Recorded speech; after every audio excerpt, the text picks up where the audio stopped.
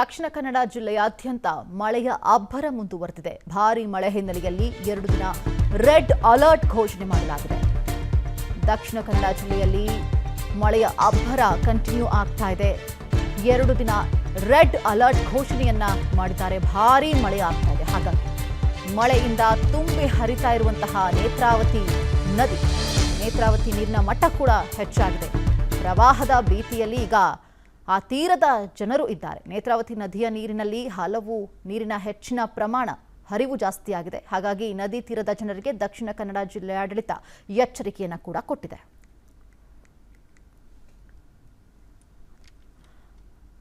Okay, ಆ ಸ್ಥಳದ ಕುರಿತಾಗಿ ನಮ್ಮ ಪ್ರತಿನಿಧಿ ಆದಿತ್ಯ ಗ್ರೌಂಡ್ ರಿಪೋರ್ಟ್ ಅನ್ನು ಮಾಡಿದ್ದಾರೆ. ಬನ್ನಿ ನೋಡೋಣ. ಕನ್ನಡ ಜಿಲ್ಲೆಯಲ್ಲಿ ಮಳೆ ಪ್ರಮಾಣ ದಿನದಿಂದ ದಿನಕ್ಕೆ ಹೆಚ್ಚಾಗ್ತಿರುವಂಥದ್ದು. ನೇತ್ರಾವತಿ, ದಕ್ಷಿಣ ಕನ್ನಡ ಜಿಲ್ಲೆಯ ನೇತ್ರಾವತಿ ತುಂಬಿ ಹರಿತಿದ್ದಾಳೆ. ನಾವು ದೃಶ್ಯದಲ್ಲಿ ಗಮನಿಸಬಹುದಾಗಿದೆ. ನಾವೀಗ ಇರುವಂಥದ್ದು ತೊಕ್ಕೊಟ್ಟು ಸಮೀಪದ ನೇತ್ರಾವತಿ ನದಿ ಕಿನಾರೆಯಲ್ಲಿ ನಾವಿರುವಂಥದ್ದು. ಇಲ್ಲೂ ಕೂಡ ಕಳೆದ 1 ವಾರದ ಮಳೆಗೆ ನೇತ್ರಾವತಿ ನದಿ ಜೀವವನ್ನು ಪಡೆದುಕೊಂಡಿದೆ, ಜೀವ ಕಳೆಯನ್ನು ಪಡೆದುಕೊಂಡಿದೆ. ಈಗಾಗಲೇ ಜಿಲ್ಲಾಡಳಿತ ಮುನ್ನೆಚ್ಚರಿಕೆಗಳನ್ನು ಕೂಡ ನೀಡಿದೆ. ಸಮುದ್ರ ಮತ್ತು ನದಿ ಭಾಗದ ಎಲ್ಲ ಪ್ರದೇಶದ ಜನರಿಗೂ ಕೂಡ ಮುನ್ನೆಚ್ಚರಿಕೆಯನ್ನು ನೀಡಿರುವಂಥದ್ದು. ಯಾಕಂದರೆ ಯಾವುದೇ ಸಮಯದಲ್ಲೂ ಕೂಡ ಪ್ರವಾಹ ಬರ್ಬೋದು ಅಥವಾ ಏನಾದರೂ ಅನಾಹುತಗಳಾಗ್ಬೋದು. ಜಾಗರೂಕತೆಯಿಂದ ಇರುವಂತೆ ಮುನ್ನೆಚ್ಚರಿಕೆ ಕ್ರಮಗಳನ್ನು ಕೂಡ ನೀಡಿರುವಂಥದ್ದು. ಈಗಾಗಲೇ ದಕ್ಷಿಣ ಕನ್ನಡ ಜಿಲ್ಲೆಯಲ್ಲಿ ಶಾಲಾ ಮಕ್ಕಳಿಗಾಗಿರ್ಬೋದು, ಕಾಲೇಜ್ಗಳು ಎಲ್ಲರೂ ಕೂಡ ರಜೆ ಕೊಡುವಂಥ ಆದೇಶವನ್ನು ಕೂಡ ಹೊರಡಿಸಿರುವಂಥದ್ದು. 2 ದಿನಗಳ ಕಾಲ ರೆಡ್ ಅಲರ್ಟ್ ಕೂಡ ಘೋಷಣೆ ಮಾಡಿರುವಂಥದ್ದು.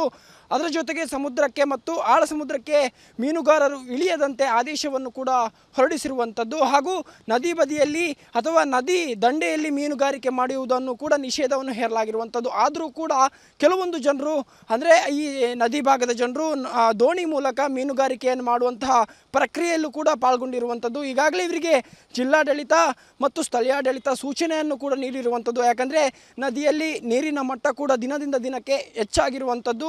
ಇದರಿಂದಾಗಿ ಇವರಿಗೆ ಯಾವುದೇ ಅನಾಹುತಗಳು ಆಗಬಾರ್ದು ಎಂಬ ದೃಷ್ಟಿಯಿಂದ ಅವರಿಗೆ ಮುನ್ನೆಚ್ಚರಿಕೆ ಕ್ರಮವಾಗಿ ಯಾರೂ ಕೂಡ ಮೀನುಗಾರಿಕೆ ಮಾಡಬಾರ್ದು, ಮಳೆ ಕಮ್ಮಿಯಾಗುವವರೆಗೆ ಆದೇಶ ಇರುವವರೆಗೆ ಯಾರು ಕೂಡ ಮೀನುಗಾರಿಕೆ ಮಾಡಬಾರ್ದು ಎಂಬ ಆದೇಶವನ್ನು ಕೂಡ ಹೊರಡಿಸಿರುವಂಥದ್ದು. ಅದರ ಜೊತೆಗೆ ಪಶ್ಚಿಮ ಘಟ್ಟದ ಪ್ರದೇಶದಲ್ಲಿ ಮತ್ತು ದಕ್ಷಿಣ ಕನ್ನಡ ಜಿಲ್ಲೆಯ ಗ್ರಾಮೀಣ ಭಾಗದಲ್ಲಿ ಮಳೆ ಪ್ರಮಾಣ ಕೂಡ ಹೆಚ್ಚಾಗಿರುವಂಥದ್ದು. ಈಗ ಕಳೆದ 1 ವಾರದಿಂದ ನಗರ ಭಾಗದಲ್ಲೂ ಕೂಡ ಈ ಮಳೆ ಪ್ರಮಾಣ ಹೆಚ್ಚಾಗ್ತಲೇ ಇದೆ. ಅದರಿಂದಾಗಿ ನೇತ್ರಾವತಿ ತುಂಬಿ ಹರಿತಿದ್ದಾಳೆ ಅಂತಲೇ ಹೇಳ್ಬೋದು. ಇದರಿಂದಾಗಿ ಕುದ್ರು ಪ್ರದೇಶದ ಗ್ರಾಮಸ್ಥರಿಗೂ ಕೂಡ ಅಲ್ಲಿಯ ಜನರಿಗೂ ಕೂಡ ಈಗಾಗಲೇ ಸೂಚನೆಯನ್ನು ಕೂಡ ನೀಡಿರುವಂಥದ್ದು. ಅಂದರೆ ದ್ವೀಪ ಪ್ರದೇಶದ ಜನರಿಗೂ ಪ್ರವಾಹ ಬರ್ಬೋದು ಅಂತ ಹೇಳುವಂತಹ ಮುನ್ನೆಚ್ಚರಿಕಾ ಕ್ರಮದೊಂದಿಗೆ ಅವರಿಗೆ ಜಿಲ್ಲಾಡಳಿತ ಸಲಹೆಯನ್ನು ಕೂಡ ನೀಡಿರುವಂಥದ್ದು. ಯಾವುದೇ ಆಪತ್ತು ಸಂಭವಿಸಿದರೆ, ಅನಾಹುತಗಳಾದರೆ ಇಲ್ಲಿಂದ ತಕ್ಷಣ ನೀವು ಬೇರೆ ಕಡೆ ಸ್ಥಳಾಂತರ ಆಗಬೇಕು ಎಂಬ ದೃಷ್ಟಿಯಿಂದ ಸೂಚನೆಯನ್ನು ಕೂಡ ನೀಡಿರುವಂಥದ್ದು. ಒಟ್ಟಿನಲ್ಲಿ 1 ವಾರದಿಂದ ದಕ್ಷಿಣ ಕನ್ನಡ ಜಿಲ್ಲೆ ನಿರಂತರವಾಗಿ ಮಳೆ ಸುರಿತಾ ಇರುವಂಥದ್ದು. ಅದರ ಜೊತೆಗೆ ನೇತ್ರಾವತಿ ಕೂಡ ತುಂಬಿ ಹರಿತಿದ್ದಾಳೆ. ಇದರಿಂದ ಸಮುದ್ರದ ಮಟ್ಟ ಕೂಡ ಹೆಚ್ಚಾಗ್ತಿದೆ. ರಕ್ಕಸಗಾತ್ರದ ಅಲೆಗಳು ಕೂಡ ಈ ಒಂದು ದಕ್ಷಿಣ ಕನ್ನಡ ಜಿಲ್ಲೆಯಲ್ಲಿ ಬರ್ತಿರುವಂಥದ್ದು. ಅರಬ್ಬಿ ಸಮುದ್ರ ಪ್ರಕ್ಷುಬ್ಧಗೊಂಡಿರುವಂಥದ್ದು. ಕ್ಯಾಮ್ರಾ ಪರ್ಸನ್ ಲಕ್ಷ್ಮಣ್ ಜೊತೆ ಆದಿತ್ಯ ದುಂಡೋಲೆ, ವಿಸ್ತಾರ ನ್ಯೂಸ್, ಮಂಗಳೂರು. ಕನ್ನಡ ಜಿಲ್ಲೆಯಲ್ಲಿ ಮಳೆ ಪ್ರಮಾಣ ದಿನದಿಂದ ದಿನಕ್ಕೆ ಹೆಚ್ಚಾಗ್ತಿರುವಂಥದ್ದು. ನೇತ್ರಾವತಿ, ದಕ್ಷಿಣ ಕನ್ನಡ ಜಿಲ್ಲೆಯ ನೇತ್ರಾವತಿ ತುಂಬಿ ಹರಿತಿದ್ದಾಳೆ. ನಾವು ದೃಶ್ಯದಲ್ಲಿ ಗಮನಿಸಬಹುದಾಗಿದೆ. ನಾವೀಗ ಇರುವಂಥದ್ದು ತೊಕ್ಕೊಟ್ಟು ಸಮೀಪದ ನೇತ್ರಾವತಿ ನದಿ ಕಿನಾರೆಯಲ್ಲಿ ನಾವಿರುವಂಥದ್ದು. ಇಲ್ಲೂ ಕೂಡ ಕಳೆದ 1 ವಾರದ ಮಳೆಗೆ ನೇತ್ರಾವತಿ ನದಿ ಜೀವವನ್ನು ಪಡೆದುಕೊಂಡಿದೆ, ಜೀವ ಕಳೆಯನ್ನು ಪಡೆದುಕೊಂಡಿದೆ. ಈಗಾಗಲೇ ಜಿಲ್ಲಾಡಳಿತ ಮುನ್ನೆಚ್ಚರಿಕೆಗಳನ್ನು ಕೂಡ ನೀಡಿದೆ. ಸಮುದ್ರ ಮತ್ತು ನದಿ ಭಾಗದ ಎಲ್ಲ ಪ್ರದೇಶದ ಜನರಿಗೂ ಕೂಡ ಮುನ್ನೆಚ್ಚರಿಕೆಯನ್ನು ನೀಡಿರುವಂಥದ್ದು. ಯಾಕಂದರೆ ಯಾವುದೇ ಸಮಯದಲ್ಲೂ ಕೂಡ ಪ್ರವಾಹ ಬರ್ಬೋದು ಅಥವಾ ಏನಾದರೂ ಅನಾಹುತಗಳಾಗ್ಬೋದು. ಜಾಗರೂಕತೆಯಿಂದ ಇರುವಂತೆ ಮುನ್ನೆಚ್ಚರಿಕೆ ಕ್ರಮಗಳನ್ನು ಕೂಡ ನೀಡಿರುವಂಥದ್ದು. ಈಗಾಗಲೇ ದಕ್ಷಿಣ ಕನ್ನಡ ಜಿಲ್ಲೆಯಲ್ಲಿ ಶಾಲಾ ಮಕ್ಕಳಿಗಾಗಿರ್ಬೋದು, ಕಾಲೇಜ್ಗಳು ಎಲ್ಲರೂ ಕೂಡ ರಜೆ ಕೊಡುವಂಥ ಆದೇಶವನ್ನು ಕೂಡ ಹೊರಡಿಸಿರುವಂಥದ್ದು. 2 ದಿನಗಳ ಕಾಲ ರೆಡ್ ಅಲರ್ಟ್ ಕೂಡ ಘೋಷಣೆ ಮಾಡಿರುವಂಥದ್ದು. ಅದರ ಜೊತೆಗೆ ಸಮುದ್ರಕ್ಕೆ ಮತ್ತು ಆಳ ಸಮುದ್ರಕ್ಕೆ ಮೀನುಗಾರರು ಇಳಿಯದಂತೆ ಆದೇಶವನ್ನು ಕೂಡ ಹೊರಡಿಸಿರುವಂಥದ್ದು. ಹಾಗೂ ನದಿ ಬದಿಯಲ್ಲಿ ಅಥವಾ ನದಿ ದಂಡೆಯಲ್ಲಿ ಮೀನುಗಾರಿಕೆ ಮಾಡುವುದನ್ನು ಕೂಡ ನಿಷೇಧವನ್ನು ಹೇರಲಾಗಿರುವಂಥದ್ದು. ಆದರೂ ಕೂಡ ಕೆಲವೊಂದು ಜನರು ಅಂದರೆ ಈ ನದಿ ಭಾಗದ ಜನರು ದೋಣಿ ಮೂಲಕ ಮೀನುಗಾರಿಕೆಯನ್ನು ಮಾಡುವಂತಹ ಪ್ರಕ್ರಿಯೆಯಲ್ಲೂ ಕೂಡ ಪಾಲ್ಗೊಂಡಿರುವಂಥದ್ದು. ಈಗಾಗಲೇ ಇವರಿಗೆ ಜಿಲ್ಲಾಡಳಿತ ಮತ್ತು ಸ್ಥಳೀಯಾಡಳಿತ ಸೂಚನೆಯನ್ನು ಕೂಡ ನೀಡಿರುವಂಥದ್ದು. ಯಾಕಂದರೆ ನದಿಯಲ್ಲಿ ನೀರಿನ ಮಟ್ಟ ಕೂಡ ದಿನದಿಂದ ದಿನಕ್ಕೆ ಹೆಚ್ಚಾಗಿರುವಂಥದ್ದು.